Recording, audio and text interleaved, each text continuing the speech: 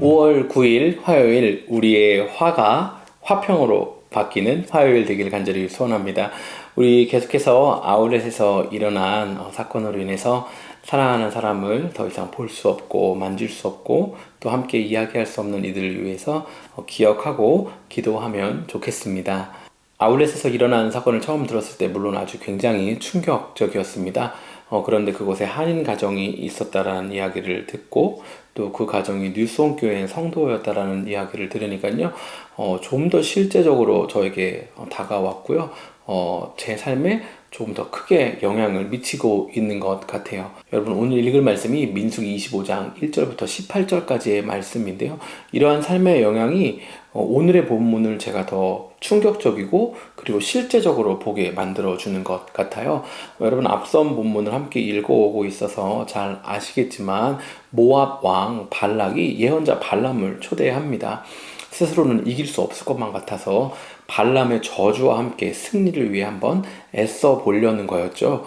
그런데 불러온 발람이 저주하기는커녕 이스라엘 백성을 계속 축복하잖아요. 하나님께서 더 이상 야곱의 허물과 실수를 보지 않겠다고, 그리고 이 백성을 절대 나는 버리지 않는다고, 내가 이집트에서 이끌어낸 나의 백성이라고 다시금 확인시켜 주시잖아요. 그러니까 이스라엘 백성은 계속 승승장구하고 있는 거고, 하나님께서는 그런 이스라엘 백성을 품고 또 이끌어 가겠다고 말씀해 주시는 거고, 주변에 있는 다른 나라들은 멸망하게 될 것이라는 예언까지 함께 포함되어 있는 거잖아요. 그러면 이스라엘 백성은 그 축복 누리면서 하나님과 함께 동행하면서 약속의 땅에 들어가면 되는데요. 그 축복이 선포되었던 동일한 땅에서 오늘 본문이 펼쳐지고 있는 거예요. 오늘 이스라엘이요, 모압 여인들과 음행합니다. 그리고 바알 부올에 가담했다고 성경은 이야기하고 있어요. 이것이 무엇을 말하는지 아주 정확히 알 수는 없지만 우상 숭배에 함께 했다는 것으로 이해하는 데는 무리가 없습니다. 그러니까요, 이스라엘 백성이 타락하고 있는 거예요. 하나님이 바로 앞에서 내 백성이야, 내가 보호해, 얘네들 허물 없어 라고 말씀해 주셨는데, 지금 같은 장소에서 바로 이어지는 챕터에서 이스라엘 백성은 가나안 땅을 앞에 두고 하나님의 은혜를 그만큼 경험하고도 부패하고 타락하고 있는 거예요. 사랑하는 성도 여러분, 하나님께서 이스라엘 백성을 선택한 것이 이스라엘 백성의 탁월함이나 이스라엘 백성의 특별한 거룩함 때문이 아니라는 것입니다. 저와 여러분의 삶도 마찬가지예요. 우리가 넘어지고 무너지고 연약한 부분들, 실수하는 부분들 있죠. 이것이 하나님이 우리를 사랑하는지 아니면 사랑하지 않는지의 기준이 될 수 없다라는 것입니다. 저는 사실 조금 구약을 읽을 때 무서운 부분들이 있거든요. 오늘 성경도 마찬가지입니다. 하나님께서 진노하셔요. 그래서 백성의 수령들을 다 죽이라고 모세에게 말씀하십니다.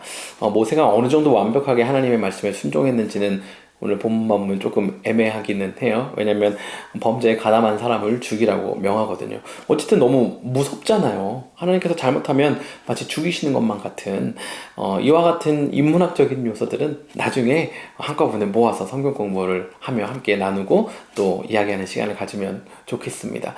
지금 이스라엘 백성이 같은 민족이 같은 민족을 죽이고 있는 상황이거든요. 그리고 온 회중이 막 슬퍼하며 울고 있어요. 그런데 놀라운 일이 오늘 본문에 펼쳐집니다. 그와 같은 상황인데 모세 앞으로, 온 회중 앞으로 이스라엘 백성의 한 사람이 미디안 여인을 데리고 오는 거예요. 그러니까 범죄한 것 때문에 지금 민족이 민족을 죽이고 있고 또 그 가운데 온 백성들이 슬퍼하고 있는데 여전히 나는 내 마음대로 살 거야 하며 동일한 범죄를 저지르고 있는 이가 당당하게 모세와 이스라엘 백성 앞에 나타나는 것입니다. 이 역시 조금 무서울 수 있는데요. 아론의 손자 비느하스가 창으로 찔러 두 사람의 배를 찔러 죽게 합니다. 그러니까 하나님의 진노가 멈추고 연병이 멈추었다라고 이야기합니다. 연병으로 죽은 사람이 24,000명이었다고 오늘 성경은 이야기하거든요. 그러니까 지금 이 오늘 챕터가요, 정말 끔찍한 거예요. 참담한 거예요. 내 옆에 있던 사람이 죽은 거예요. 나와 함께 교제하며 살아가던 사람이 역시나 나와 함께 교제하며 살아가던 사람을 죽이는 거예요.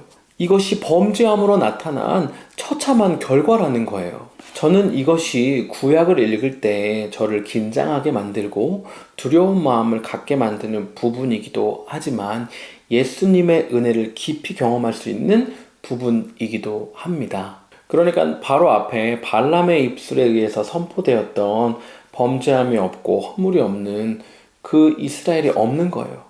마치 참담하고 소망이 없어 보이는 것 같은 지금 우리 세상과 같고 그 일부로 살아가고 있는 우리의 모습만 같은 거예요.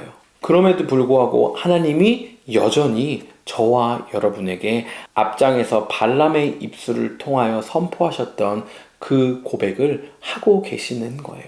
어떻게 해요? 예수님의 보혈을 통해서. 여러분, 앞서 말씀드린 것처럼 이것은 우리의 어떤 성취나 우리의 가치와는 전혀 무관한 거예요. 그러니까 수학으로 따진다면 하나의 그 등식 부호가 있는데 그것이 바로 예수님의 보혈인 것입니다. 그러니까 앞에 숫자가, 그러니까 우리의 어떠함이 1이던 아니면 10이던 100이던 이거와 상관없는 거예요. 예수님이라는 그 등식 부호가 들어가면 이퀄하면 온전함이 되는 거예요. 예수님이라는 부호 때문에. 그리고 그 뒤에 우리가 이루어놨던 것들이 성취이던 아니면 어떤 탁월한 결과물이든지와 상관없이 우리의 어떠함과 우리의 상황이 예수님이라는 수학 등식 부호가 있으면 언제나 결과는 온전함이라는 것입니다. 삶을 살아가다 보면 때로는 나를 둘러싸고 있는 환경, 그리고 우리를 둘러싸고 있는 환경이, 세상이 이해되지 않을 때가 있습니다. 그리고 그 세상 안에서 살아가고 있는, 동화되어 살아가고 있는 내 모습에 스스로 실망하기도 하고 소망이 없는 것만 같아서 좌절하기도 하고 낙담하기도 하고 우울하기도 하고 분노하기도 하고 불안하기도 합니다. 내 안에 거짓된 소리가 들려오기도 하죠. 너는 사랑받을 자격이 없다고. 이미 너가 속한 공동체는 끝난 거라고. 우리의 세상 가운데는 소망이 없다고. 그러한 거짓된 메시지들이 들려오며 세상을 향한, 우리 삶을 향한 회의감이 몰려올 때에 오늘 본문을 기억하면 좋겠습니다. 우리 삶은 여전히 소망이 있습니다. 그것은 예수 그리스도 때문입니다. 오늘 하루 사는 동안 우리 마음에 그 예수님의 보혈을 다시금 기억하는 하루 되면 좋겠고요. 예수님의 마음을 품는 하루 되면 좋겠습니다. 기도하겠습니다.